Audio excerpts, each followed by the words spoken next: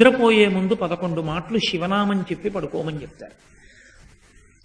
తెల్లవారి నిద్ర లేచేటప్పుడు మీరు పరమశివ భక్తులైనా సరే, మీ కులదేవత పార్వతీ పరమేశ్వరులైనా సరే, శివ అంటూ లేవడాన్ని శాస్త్రం అంగీకరించదు.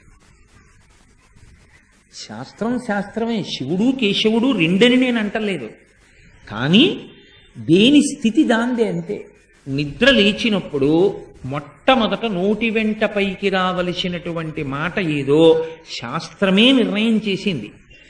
ఇంకా వేరొక మాట ఏదీ నోటి వెంట రాకూడదు. మొట్టమొదట తెలివి రాగానే రావలసిన మాట ఒక్కటే, అది 3 మార్లు పలికి లేవాలి మనసం మించింది. శ్రీహరి శ్రీహరి శ్రీహరి అన్నారు.